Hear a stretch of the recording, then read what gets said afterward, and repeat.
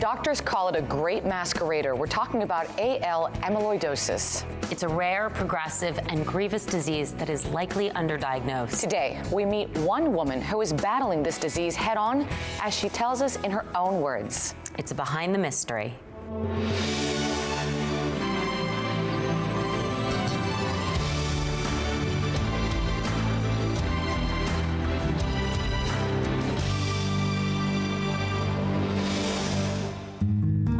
Experiencing fatigue, which had been put down to chronic fatigue syndrome, and then as my symptoms progressed, I put them down to different symptoms of aging, so having tingling fingers to dishpan hands. My ankles would swell up at the end of the day, which I'd attribute to sitting down at a desk working for too long. When I stood up, I would faint, and so I just avoided standing up. And shortness of breath, I would put down to not being fit, and so it was easy to pass off symptoms which progressed slowly. My name is Isabelle Lousada, and I was diagnosed with a rare disease, AL amyloidosis, 20 years ago. Amyloidosis itself is a disease in which amyloid fibrils occur in the organs of the body.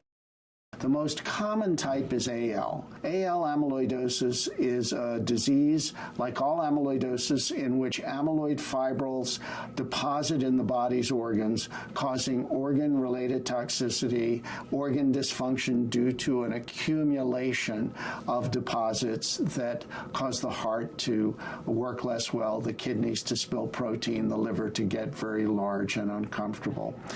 The protein in the case of AL is a light chain protein, which is part of an antibody. It's a fragment of an antibody that's made by a family of abnormal plasma cells in the bone marrow. This family is malignant. It's a collection of malignant cells, all of which share the same genes and make the same fragment, the same light chain. The light chain circulates throughout the body, deposits in various organs, making the patient sick. I'm originally from London, and I met my husband, who's American, while we were both living in London. And we flew out to the States to celebrate our wedding. And at the celebration of the wedding, I met all my in-laws for the first time, and my brother-in-law realized, who was a cardiologist, saw that I was clasping my side and clearly didn't feel well. And he was the one who reacted and rushed us to the emergency room, thinking that there was something significantly wrong. The disease is considered a great masquerader because the symptoms are so varied. When patients have heart involvement, their symptoms are shortness of breath, heart palpitations, and abnormal heart rhythms. They can also have congestive heart failure, which means fluid builds up. Patients with kidney involvement can have swelling of the ankles and the legs. They can have accumulations of fluid in the chest as well as in the abdomen. They can also have lightheadedness when they stand up. Patients with liver and GI involvement can have massive enlargement of the liver that compresses the stomach, so they tend to lose weight. They can't eat more than 2 or 3 bites of a meal. Patients with peripheral nervous system involvement can get weakness and pain, usually starting in the lower extremities, as well as difficulty with blood pressure and heart rate when they change positions. The variety of symptoms and the rarity of the disease, it's not unusual for patients to go to 5 to 6 to 8 doctors before they're diagnosed. And it's not unusual to have many tests repeated as well.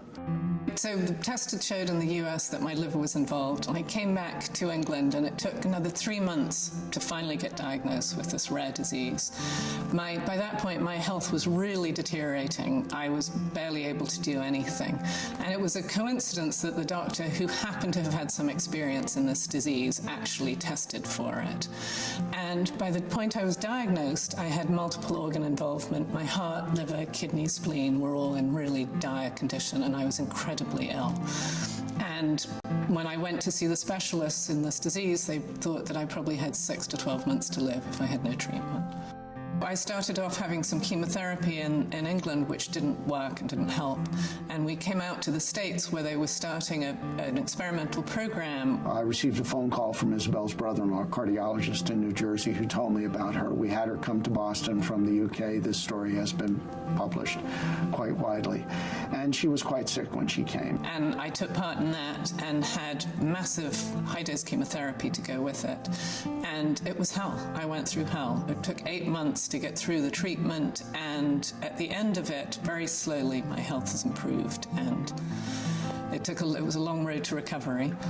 Fortunately, the family of cells in the bone marrow that was causing the disease was eliminated. And she was young, she was in her 30s. The elimination of those bad cells enabled her organs to recover, and she made a miraculous recovery in terms of heart, liver, kidneys, and her nervous system. And she's put her time to great use. The hardest things has been that over the last 20 years, I have met literally thousands of patients who have all died from this disease. And so it's absolutely drives me to spend 60 hours a week working to change the future for all these people who are suffering from this disease. I founded the Amyloidosis Research Consortium 2 years ago to raise awareness and really break down the barriers for drug development so that promising new therapies could get through the system and we can get treatments for patients. We are entering a new era in which there are therapies now, and these new therapies are designed to help the body remove amyloid from the tissues and hopefully reverse the organ damage that is a hallmark of the disease.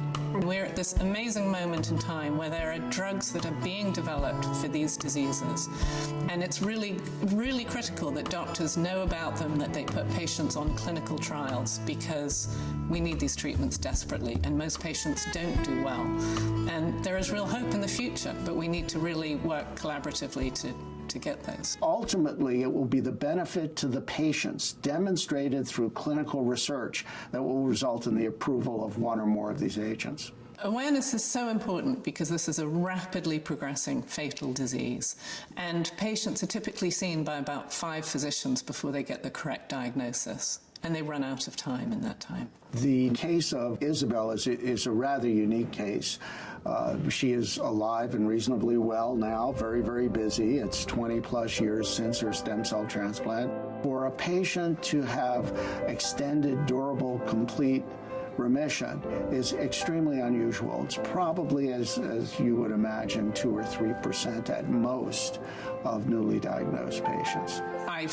My body has recovered, my organs have recovered, and I have been in remission ever since. And I'm the exception to the rule. I feel absolutely blessed to be in this position. Today I feel great. We live outside of Boston, and I live with my husband and my 3 children, and there's definitely been a shift in my career path, and from my experience I feel that, my life's work is really trying to find answers for this disease and helping other patients, and certainly I appreciate the good things in life. For more information on AL amyloidosis, please visit the websites of the Amyloidosis Research Consortium, Amyloidosis Foundation, and the Amyloidosis Support Groups.